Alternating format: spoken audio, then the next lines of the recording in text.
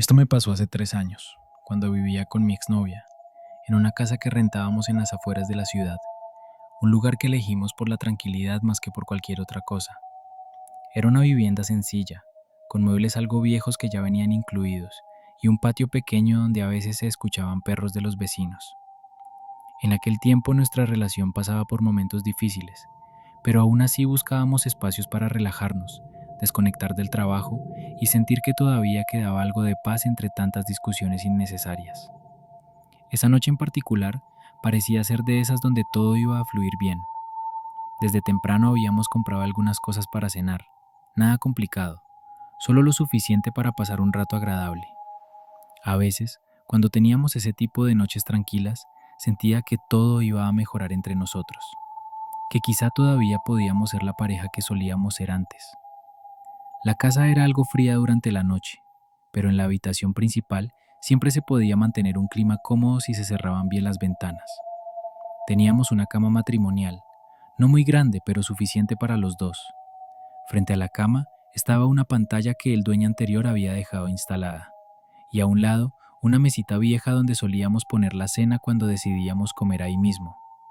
Nada del otro mundo, pero era nuestro pequeño refugio temporal. El ambiente se sentía bastante normal.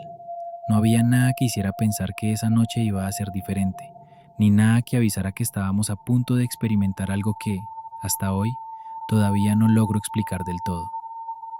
Eran como las 10 de la noche. Ya había terminado mi jornada de trabajo y ella había llegado hacía un rato. Nos pusimos cómodos y decidimos cenar en la cama mientras veíamos una película.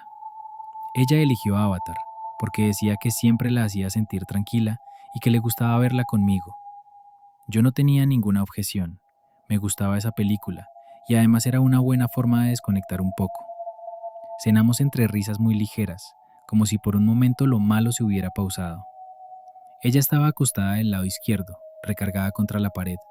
Yo, del derecho, sosteniendo el control remoto mientras ajustaba el volumen.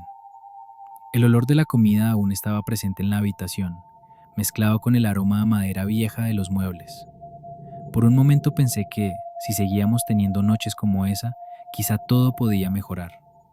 Todavía no entendía que, en realidad, algo completamente diferente estaba a punto de suceder. Todo comenzó con un sonido, un jadeo. No era fuerte, pero tampoco era tenue. Sonaba como si alguien, o algo, respirara con dificultad dentro de la habitación. Al principio pensé que era parte de la película. Avatar tiene muchos sonidos ambientales, criaturas, respiraciones fuertes, pero este me encajaba. Se escuchaba demasiado real, demasiado cerca. ¿Oíste eso?, me preguntó ella sin despegar la vista de la pantalla. No respondí de inmediato. Puse pausa y esperé. La habitación quedó en silencio, un silencio espeso donde hasta el pequeño zumbido de la pantalla apagada se podía notar.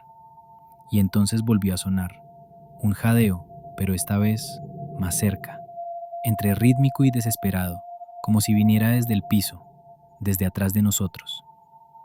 No es la película, dije bajito, más para mí que para ella. Ella se incorporó un poco y me miró, esperando que dijera algo más. Yo solo me quedé escuchando. No tenía idea de qué podía hacer. La casa tenía techos muy bajos, así que ni de chiste podía haber alguien arriba, y en la habitación no había nada que pudiera producir ese tipo de respiración. Ni aparatos, ni animales, nada. Y ahí fue cuando lo vimos. En el suelo, cerca de la puerta de la habitación, había algo moviéndose. Al principio pensé que era una sombra proyectada por la pantalla, pero no. Eso tenía volumen, peso, forma. No era una ilusión, era una criatura. Y sé cómo suena. Sé que parece imposible, pero lo que vimos fue tan real que hasta ahora me cuesta describirlo sin sentir esa misma presión en el pecho. La criatura tenía cara de perro, pero no era un perro. El hocico era más corto, casi como si estuviera aplastado. Los ojos reflejaban la luz de la pantalla y parecían demasiado grandes, demasiado expresivos. Su cuerpo estaba cubierto de pelo oscuro, pero la forma era incorrecta. Tenía brazos, brazos largos, articulados, con manos al final. Manos peludas pero con dedos, no patas. Cada dedo terminaba en uñas gruesas, como las de un humano que nunca las ha cortado, y se movía arrastrándose, usando esos brazos para impulsarse, como si el resto de su cuerpo no tuviera la fuerza suficiente para avanzar. El sonido de sus manos deslizándose por el piso era tan claro que todavía puedo escucharlo si cierro los ojos. Mi exnovia soltó un pequeño grito ahogado. Yo no pude moverme. Estaba paralizado frente a algo que, simplemente, no debía existir. La criatura nos miró de forma fugaz y en un movimiento repentino se deslizó hacia la cama y se metió debajo. Así, sin ruido, sin pausa, como si ese fuera el lugar que estaba buscando desde antes. La estructura de la cama vibró apenas cuando pasó por abajo. No sé si fue real o si mi mente lo inventó, pero sentí el colchón moverse un poco. El jadeo continuó, ahora justo debajo de nosotros. Mi exnovia se aferró a mi brazo, temblando. Yo solo respiraba lento, intentando no hacer ruido. El jadeo era constante, húmedo, como si la criatura tuviera la boca pegada al piso. No había manera de ignorarlo. Cada respiración suya retumbaba en la madera. «No te muevas», susurró ella, aunque yo no tenía intención de hacerlo. Y entonces, como si la tensión no fuera suficiente, el perro del dueño de la casa, Matuanda, empezó a ladrar afuera. Pero no ladridos normales, era como si estuviera viendo algo que lo hacía enloquecer. Se escuchaba rascar la ventana, gruñir, ladrar y luego chocar contra la puerta del patio. Era un comportamiento completamente fuera de lo común para él. El jadeo debajo de la cama se aceleró un poco, como si la criatura reaccionara a los ladrillos del perro. Yo intentaba pensar en algo lógico, algo que explicara lo que estábamos viviendo, pero no había nada. Nada cuadraba. La respiración seguía ahí abajo, y Matuanda parecía querer atravesar la ventana para entrar. Durante varios minutos, ninguno de los dos habló. Solo nos quedamos escuchando, atrapados entre la cama y el piso, esperando que algo cambiara. No sé cuánto tiempo pasó. Podrían haber sido 5 minutos o 30. Todo se volvió una niebla mental donde lo único claro era el sonido del jadeo rítmico que seguía bajo nosotros. Ella no dejaba de temblar, yo tampoco.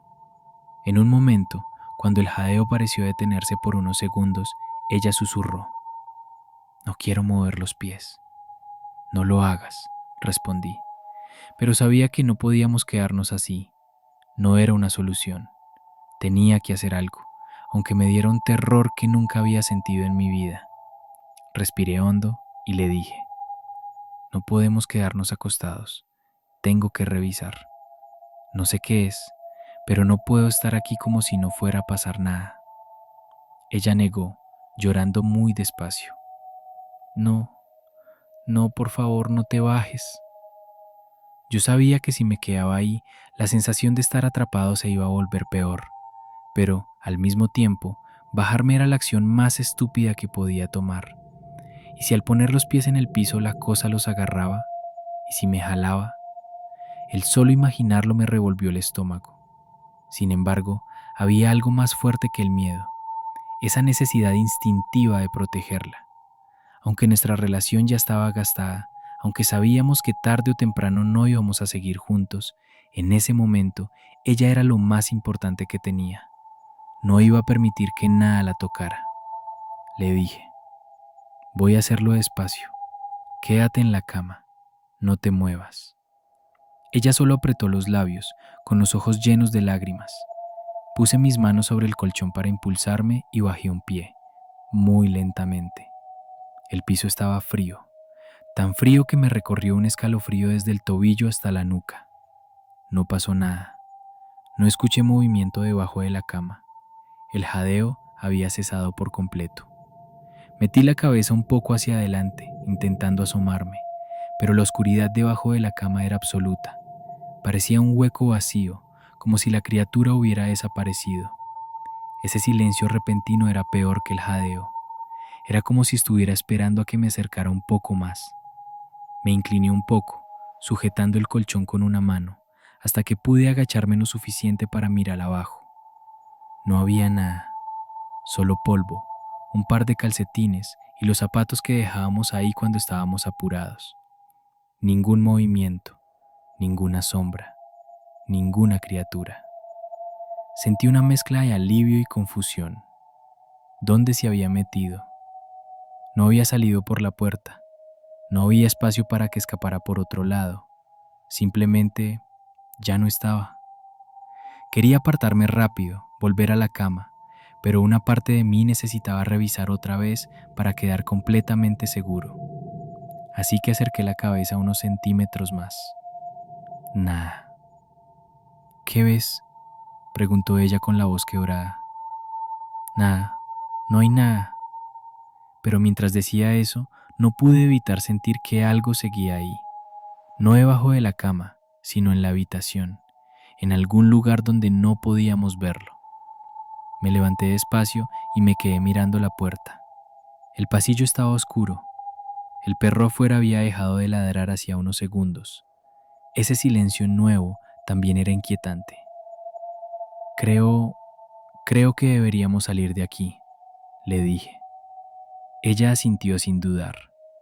Tomé sus cosas, las mías, y salimos de la habitación con pasos lentos, como si cada ruido pudiera llamar otra vez a esa cosa. Cerré la puerta detrás de nosotros, aunque sabía que si algo así quería entrar, la puerta no iba a detener nada. Dormimos esa noche en la sala, con las luces encendidas, sin hablar mucho sobre lo que había pasado. No queríamos hacerlo, no queríamos revivirlo. Al día siguiente, revisé toda la casa, cada rincón, cada espacio detrás de los muebles, cada lugar donde algo pudiera esconderse. Y no había nada, ningún rastro, ninguna marca en el piso, nada que explicara lo que vimos. Nos mudamos poco después.